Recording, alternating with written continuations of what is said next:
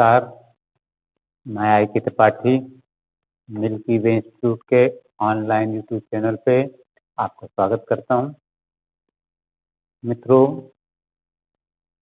हम आज फिर से उपस्थित हैं टीजीटी, पीजीटी, एलटी, जीआईसी प्रवक्ता, नेट और असिस्टेंट प्रोफेसर की परीक्षाओं के लिए व्याख्यात्मक प्रश्न श्रृंखला 2 को लेकर।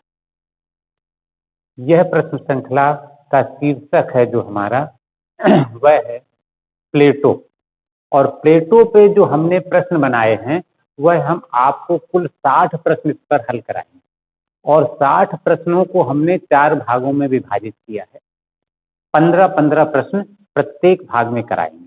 तो इस तरह से प्लेटो भाग 1, जिसमें प्लेटो पर कुल 15 प्रश्न हैं, उनको लेकर आज हम उपस्थित हैं, और इसकी हम शुरुआत करते हैं प्रश्न संख्या 1।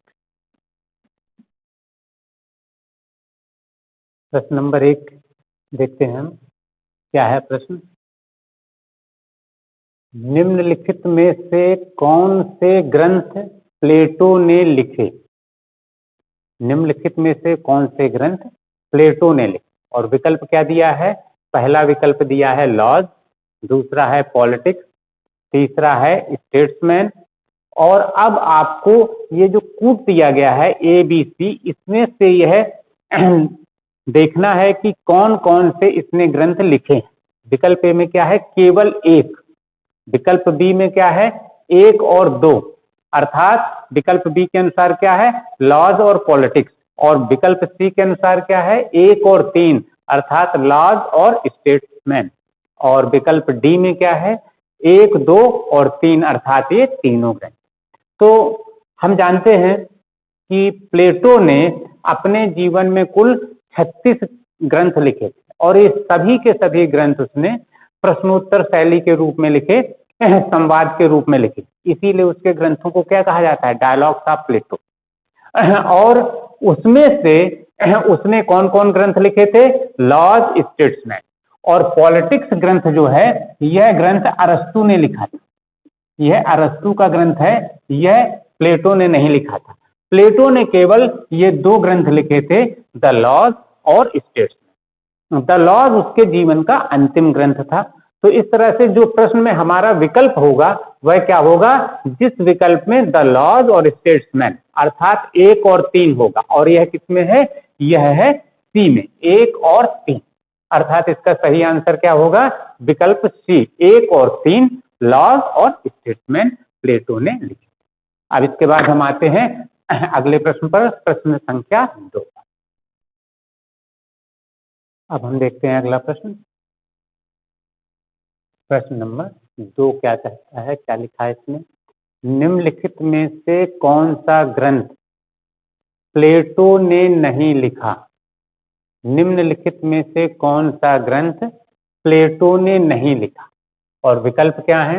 ए है सिंपोजियम, बी है एपोलॉजी, सी है सोफिस्ट, और डी है प्लेटोज डायलॉग्स। तो वास्तव में क्या है? ये प्लेटोज डायलॉग्स, यह ग्रंथ लिखा है जॉन स्टुअर्ट मिल। यह ग्रंथ वास्तव में जॉन स्टुअर्ट मिल, JS मिल ने लिखा है। और प्लेटो ने ये तीनों ग्रंथ लिखे। दरअसल बात क्या है कि प्लेटो ने जो अपने ग्रंथ लिखे वो उसने संवाद की शैली में लिखे, इसलिए उसके सभी ग्रंथों को क्या कहा जाता है? Dialogues of Plato. Dialogues of Plato. उसके सभी ग्रंथों को सामूहिक रूप से डायलॉग्स ऑफ प्लेटो कहा जाता है, क्योंकि उसने अपने जो ग्रंथ लिखे वो प्रश्नोत्तर के रूप में लिखे, संवाद के रूप में लिखे।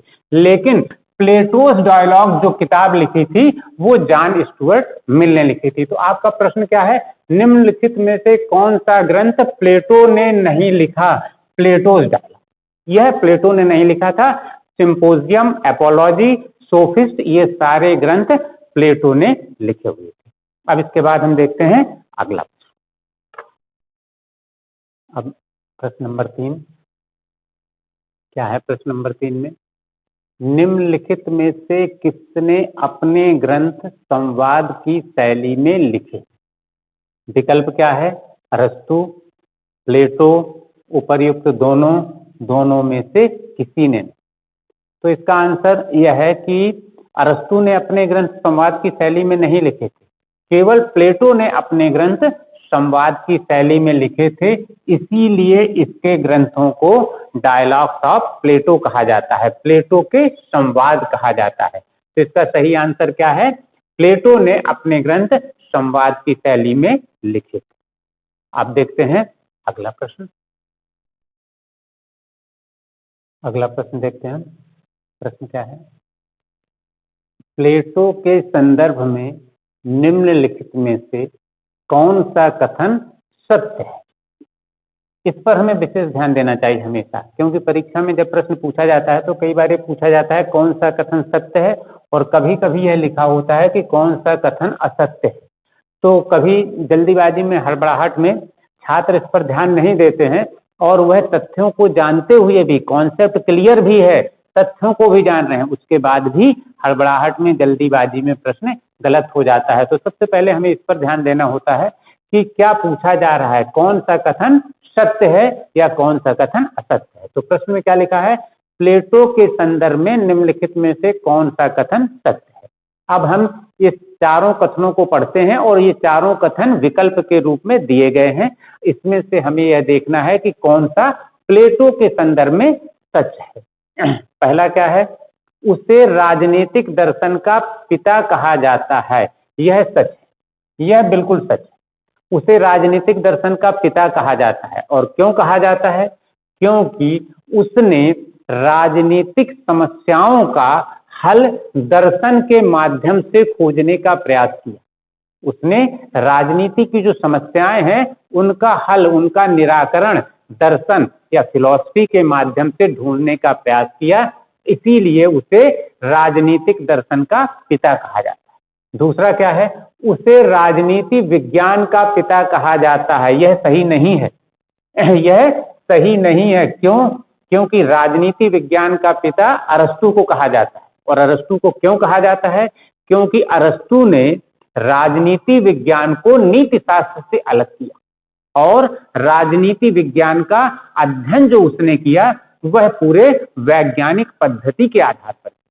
तो इसलिए राजनीति विज्ञान का पिता अरस्तु को कहा जाता है, प्लेटो को नहीं कहा जाता। और अरस्तु को राजनीति विज्ञान का पिता क्यों कहा जाता है? क्योंकि इसने राजनीति विज्ञान को नीति शास्त्र से अलग किया। और प्लेटो के पहले के जितने चिंतक थे वह राजनीति शास्त्र का अध्ययन नीति शास्त्र के अंतर्गत करते थे। इसके अतिरिक्त अरस्तु ने क्या किया? उसने इस राजनीति विज्ञान का अध्ययन पूरी वैज्ञानिक पद्धति से किया। और ये वैज्ञानिक पद्धति कौन सी है? आगमनात्मक पद्धति। अगला विकल्प क्या है? उसकी अध्ययन पद्धति आगमनात्मक थी। प्लेटो की अध्ययन पद्धति आगमनात्मक नहीं थी, प्लेटो की अध्ययन पद्धति निगमनात्मक थी। इसकी अध्ययन पद्धति थी जो, वह प्लेटो की अध्ययन पद्धति वास्तव में निगमनात्मक थी। और आगमनात्मक अध्ययन पद्धति किसकी थी? अरस्तु की। अर्थात प्लेटो के संदर्भ में यह भी सच नहीं है। और अगला विकल्प है उसने विज्ञानों का वर्गीकरण किया है। यह भी सच नहीं है। विज्ञानों का वर्गीकरण वास्तव में किसने किया था? ये अरस्तु ने किया था। विज्ञानों का वर्गीकरण अरस्तु ने किया था। और अरस्तु ने विज्ञानों को 3 भागों में विभाजित किया था। कौन कौन से विज्ञान? सैद्धांतिक विज्ञान, व्यवहारिक विज्ञान और उत्पादक विज्ञान। तो विज्ञानों का वर्गीकरण अरस्तु ने किया है, प्लेटो ने नहीं किया है। और अरस्तु ने विज्ञानों का वर्गीकरण 3 भागों में किया है, सैद्धांतिक विज्ञान, व्यवहारिक विज्ञान और उत्पादक विज्ञान। तो प्रश्न आपसे जो पूछा गया है, प्लेटो के संदर्भ में निम्नलिखित में से कौन सा कथन सत्य है? वह है विकल्प ए, उसे राजनीतिक दर्शन का पिता कहा जाता है। और राजनीतिक दर्शन का पिता क्यों कहा जाता है? क्योंकि उसने दर्शन के माध्यम से राजनीतिक समस्याओं का हल ढूंढने का प्रयास किया। अब इसके बाद हम आते हैं अगले प्रश्न पर। अब हम आते हैं अगले प्रश्न पर। प्रश्न संख्या 5 है। क्या है इसमें प्रश्न में? किसने कहा था कि प्लेटो में सुकरात पुनः जीवित हो गया? क्या स्टेटमेंट है? किसने कहा था कि प्लेटो में सुकरात पुनः जीवित हो गया? और विकल्प क्या दिए हैं? ए है अरस्तु, बी है कार्ल पॉपर, सी है मैक्सी और डी है बार्कर। यह स्टेटमेंट मैक्सी का है। मैक्सी ने कहा था कि प्लेटो में सुकरात पुनः जीवित हो गया। उसने ऐसा क्यों कहा है? क्योंकि वास्तव में प्लेटो ने अब सुकरात के चिंतन को ही आगे बढ़ाया। प्लेटो का जितना चिंतन है उसका आधार सुकरात है। इसीलिए मैक्सी ने कहा कि प्लेटो में सुकरात पुनः जीवित हो गया। अब इसके बाद हम देखते हैं अगला प्रश्न। देखते हैं प्रश्न नंबर 6। प्लेटो का जन्म कहाँ हुआ था? विकल्प क्या दिया है? मैसेडोनिया में, स्पार्टा में, एथेंस में, इनमें से किसी में। वास्तव में प्लेटो का जन्म कहाँ हुआ था? एथेंस में। और एथेंस में केवल प्लेटो का ही जन्म नहीं हुआ था, सुकरात का भी जन्म हुआ था। सुकरात और प्लेटो दोनों का जन्म एथेंस में हुआ था। और मैसेडोनिया में किसका जन्म हुआ था? अरस्तु का। अरस्तु का जन्म मैसेडोनिया में हुआ था और प्लेटो और सुकरात दोनों का जन्म एथेंस में हुआ था। और प्रश्न आपसे क्या पूछा है? प्लेटो का जन्म कहाँ हुआ था? तो इसका विकल्प सही क्या होगा? एथेंस में। Answer C. इसके बाद हम देखते हैं अगला प्रश्न। अब आते हैं हम अगले प्रश्न पर। प्रश्न नंबर 7। यह प्रश्न नंबर 6 से जुड़ा हुआ प्रश्न है। क्या है? प्लेटो का जन्म एथेंस में कब हुआ था? प्रश्न नंबर 6 में क्या था? प्लेटो का जन्म कहाँ हुआ था? तो स्थान दिया गया था। और अब इसमें क्या है? प्लेटो का जन्म एथेंस में कब हुआ था, अर्थात उसका समय बताना। इसमें 4 विकल्प हैं। विकल्प ए क्या है? 469 ईसा पूर्व। विकल्प बी क्या है? 427 ईसा पूर्व। विकल्प सी है 384 ईसा पूर्व। और विकल्प डी है 347 ईसा पूर्व। तो 469 ईसा पूर्व में वास्तव में सुकरात का जन्म हुआ था। सुकरात का जन्म हुआ। सुकरात का जन्म हुआ 427 ईसा पूर्व या 428 ईसा पूर्व, दोनों सन माने जाते हैं। इसमें प्लेटो का जन्म हुआ था। प्लेटो का जन्म 384 ईसा पूर्व में अरस्तु का जन्म हुआ था। इन तीनों का जन्म इस समय हुआ। सुकरात का जन्म 469 ईसा पूर्व में, प्लेटो का जन्म 427 ईसा पूर्व में, और अरस्तु का जन्म कब हुआ? 384 ईसा पूर्व में। और 347 ईसा पूर्व में प्लेटो की मृत्यु हुई। प्लेटो की मृत्यु हुई। और आपसे विकल्प में जो दिए गए हैं चारों, इसमें से प्रश्न क्या पूछा गया है? प्लेटो का जन्म कब हुआ था? जन्म कब हुआ प्लेटो का? 427 ईसा पूर्व। अर्थात आपका प्रश्न का उत्तर सही क्या होगा? विकल्प बी 427 ईसा पूर्व में एथेंस में प्लेटो का जन्म। अब हम देखते हैं अगला प्रश्न।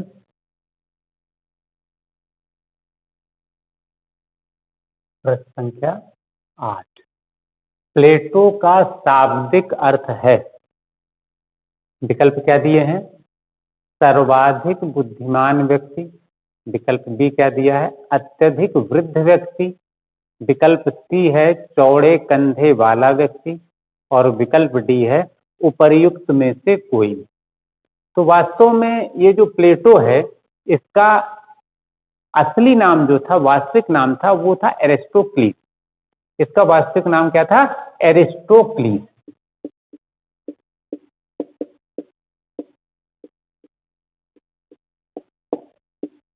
लेकिन इसके गुरु ने, जब ये अपने गुरु के पास पहुंचता है तो देखा क्या कि ये लंबा चौड़ा डील डॉल वाला व्यक्ति है जिसके कंधे बड़े चौड़े चौड़े हैं, तो इस कारण उन्होंने कहा कि अरे ये तो चौड़े कंधे वाला व्यक्ति है, प्लेटो है, तो तब से इसे प्लेटो कहा जाने लगा और फिर यह प्लेटो के नाम से ही प्रसिद्ध हो गया। तो वास्तव में उसका नाम एरिस्टोक्लीस था, लेकिन वह प्लेटो के नाम से प्रसिद्ध हुआ और प्लेटो का अर्थ है चौड़े कंधे वाला व्यक्ति, जिसके कंधे काफी चौड़े हों उसे प्लेटो कहा जाता था।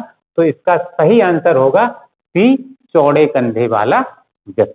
अब इसके बाद हम देखते हैं अगला प्रश्न। देखते हैं अगला प्रश्न नंबर 9। प्रश्न क्या है? प्लेटो का वास्तविक नाम क्या था? यह प्रश्न दरअसल पिछले प्रश्न से जुड़ा हुआ है।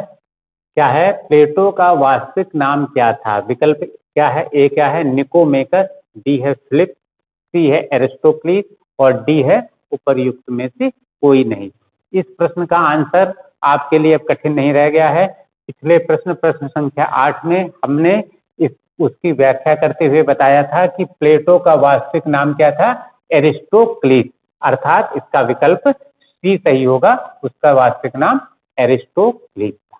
अब इसके बाद देखते हैं हम प्रश्न नंबर 10। प्रश्न नंबर 10 में क्या है? प्लेटो द्वारा स्थापित शैक्षिक संस्था का नाम क्या था? प्लेटो द्वारा स्थापित शैक्षिक संस्था का नाम क्या था? विकल्प ए क्या है? लीसियम, विकल्प बी है एकेडमी, विकल्प सी है विश्वविद्यालय और विकल्प डी है उपर्युक्त तीन। वास्तव में क्या था कि प्लेटो शासक बनना चाहता था। वह सुकरात के पास आया, सुकरात के साथ रहा और अध्ययन किया उसने, सुकरात से ज्ञान प्राप्त करता था। लेकिन जब सुकरात को मृत्युदंड दे दिया गया तो प्लेटो के मन में विचार आया कि अब हमें प्रशासक नहीं बनना है और वह भ्रमण के लिए निकल गया। कई जगहों में, कई देशों में वह गया, मिस्र में गया, इटली में गया, कई जगह गया और उसके बाद वह वापस एथेंस आया और एथेंस में आकर उसने 388 ईसा पूर्व में एकेडमी नामक एक शैक्षिक संस्था स्थापित की। इस शैक्षिक संस्था में वह शोध कार्य करना चाहता था और उसने ऐसा किया। इसी संस्था में वह पूरा जीवन भर शिक्षा देता रहा और शोध कार्य करता रहा, कई किताबें लिखता रहा। तो इस तरह से उसने जो शैक्षिक संस्था स्थापित की थी उसका नाम था एकेडमी और लीसियम नाम की शैक्षिक संस्था आगे चलकर अरस्तु ने स्थापित की। लीसियम नामक संस्था अरस्तु ने इसी एकेडमी के पास ही एथेंस में स्थापित की थी, लेकिन एकेडमी संस्था प्लेटो के द्वारा स्थापित की गई थी। प्लेटो ने जो शैक्षिक संस्था स्थापित की उसका नाम वास्तव में एकेडमी था। अब आते हैं अगले प्रश्न पर। अब देखते हैं अगला प्रश्न क्या है। प्रश्न, यूरोप का प्रथम विश्वविद्यालय किसे माना जाता है? और विकल्प क्या क्या दिया गया है? विकल्प ए है ऑक्सफोर्ड विश्वविद्यालय को, विकल्प बी है प्लेटो द्वारा स्थापित संस्था एकेडमी को, विकल्प सी है अरस्तु द्वारा स्थापित संस्था लीसियम को और विकल्प डी क्या है? इनमें से किसी को नहीं। वास्तव में प्लेटो ने जो संस्था एकेडमी स्थापित की थी, कब? 388 ईसा पूर्व में। इसे ही यूरोप का प्रथम विश्वविद्यालय माना जाता है। इसी एकेडमी को ही यूरोप का प्रथम विश्वविद्यालय माना जाता है। इसलिए इस प्रश्न का सही उत्तर क्या होगा? बी, यूरोप का प्रथम विश्वविद्यालय किसे माना जाता है? प्लेटो द्वारा स्थापित संस्था एकेडमी। अब इसके बाद हम आते हैं अगले प्रश्न पर। अब आते हैं अगले प्रश्न पे। प्रश्न क्या है? किस संस्था के द्वार अर्थात गेट पर, किस संस्था के द्वार पर लिखा था ज्यामिति से अपरिचित कोई व्यक्ति प्रवेश ना करे? प्रश्न क्या है? किस संस्था के द्वार पर लिखा था? क्या लिखा था? ज्यामिति से अपरिचित कोई व्यक्ति प्रवेश ना करे। और विकल्प क्या दिया है? विकल्प ये है एकेडमी, विकल्प बी है लिथियम, विकल्प सी है उपर्युक्त दोनों, और विकल्प डी है दोनों में से किसी में नहीं।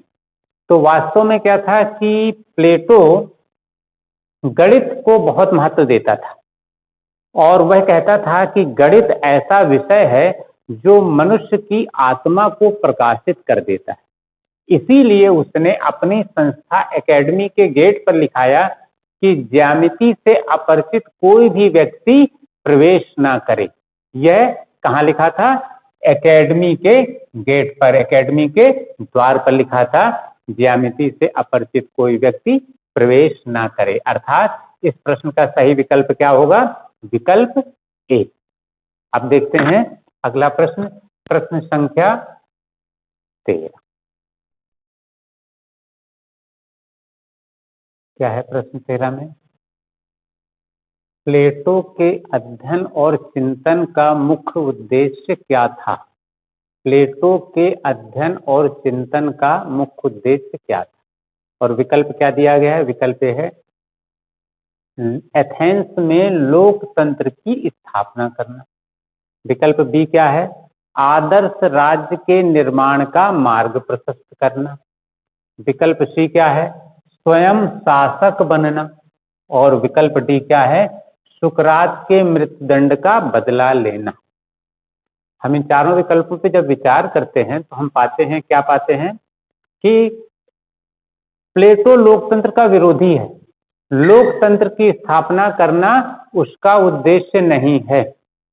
प्लेटो वास्तव में लोकतंत्र का विरोधी है, वह लोकतंत्र की स्थापना करना उसका उद्देश्य नहीं है, लेकिन आदर्श राज्य के निर्माण का मार्ग प्रशस्त करना उसका उद्देश्य है। उसके चिंतन का जो लक्ष्य था, उद्देश्य था, वह था आदर्श राज्य के निर्माण का मार्ग प्रशस्त करना। और वह ऐसा राजा बनने के लिए नहीं करना चाहता था, और ना ही यह सच है कि वह सुकरात के मृत्युदंड का बदला लेना चाहता था। वह केवल यह चाहता था कि ऐसा आदर्श राज्य स्थापित हो जाए जिसमें किसी दार्शनिक को इस तरह से मृत्युदंड ना दिया जा सके। तो वह वास्तव में आदर्श राज्य के निर्माण का मार्ग प्रशस्त करना चाहता था। उसके चिंतन का मुख्य उद्देश्य यही था। इसलिए इस प्रश्न का सही उत्तर होगा बी, आदर्श राज्य के निर्माण का मार्ग प्रशस्त करना। और अब इसके बाद में अगला प्रश्न। अगला प्रश्न है प्रश्न नंबर 14। प्रश्न क्या है? प्लेटो का अंतिम ग्रंथ कौन था? प्लेटो का अंतिम ग्रंथ कौन था? उसका अंतिम ग्रंथ था द लॉज। और जब वह द लॉज की रचना कर रहा था तब उसके पास में अध्ययन करने के लिए अरस्तु आया था। अरस्तु उस समय प्लेटो के साथ ही रहता था जब वह अपना यह अंतिम ग्रंथ द लॉज लिख रहा था। इसीलिए इसी ग्रंथ का प्रभाव अरस्तु पर सबसे अधिक देखा जाता है।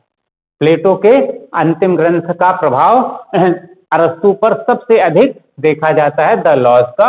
उसके जीवन का, प्लेटो के जीवन का अंतिम ग्रंथ था द लॉज। अर्थात प्रश्न नंबर 14 का सही उत्तर है द लॉज। अब आज का अंतिम प्रश्न, प्रश्न नंबर 15। प्रश्न नंबर 15 में क्या है? प्लेटो ने अपने ग्रंथ रिपब्लिक के लिए ग्रीक भाषा के किस शब्द का प्रयोग किया है? प्लेटो ने अपने ग्रंथ रिपब्लिक के लिए ग्रीक भाषा के किस शब्द का प्रयोग किया है? अर्थात उसने यह ग्रंथ वास्तव में किस नाम से लिखा था? विकल्प ए है पॉलिटिक्स, बी है डिकायोसून, सी है नॉमस और डी है पॉलिटिसिया। दरअसल उसने रिपब्लिक के लिए पॉलिटिसिया शब्द का प्रयोग किया था। इसके लिए उसने ग्रीक भाषा, यूनानी भाषा के शब्द पॉलिटिसिया का प्रयोग किया था, जिसका अंग्रेजी अनुवाद रिपब्लिक है। अर्थात इस प्रश्न का सही उत्तर क्या है? विकल्प डी, पॉलिटिसिया। इसके साथ हमारे यह 15 प्रश्न आज के पूरे होते हैं और अगले वीडियो में हम प्रश्न श्रृंखला 3 जो लेकर आएंगे उसमें प्लेटो भाग 2 पर फिर से ही प्लेटो पर अगले 15 प्रश्न हम कराएंगे। और आपको ये वीडियो अगर अच्छा लगा हो तो इसे आप अधिक से अधिक लोगों को शेयर अवश्य करें। अपनी कमेंट अवश्य लिखें, और अगर अभी तक आपने हमारे चैनल को सब्सक्राइब नहीं किया है तो इसे सब्सक्राइब अवश्य कर लें, बेल आइकन को दबा दें, जिससे कि ये वीडियो आपको सबसे पहले पहुंच जाएं और आप इसका लाभ उठा सकें। और अगर आपको हमारे ऑफलाइन ऑनलाइन बैचेस के बारे में कोई भी जानकारी चाहिए तो नीचे दिए गए नंबरों पर आप फोन करके वह जानकारी प्राप्त कर सकते हैं। तो अगले वीडियो में हम प्लेटो भाग 2 लेकर और उसमें अगले 15 प्रश्न लेकर फिर आएंगे। तब तक के लिए नमस्कार।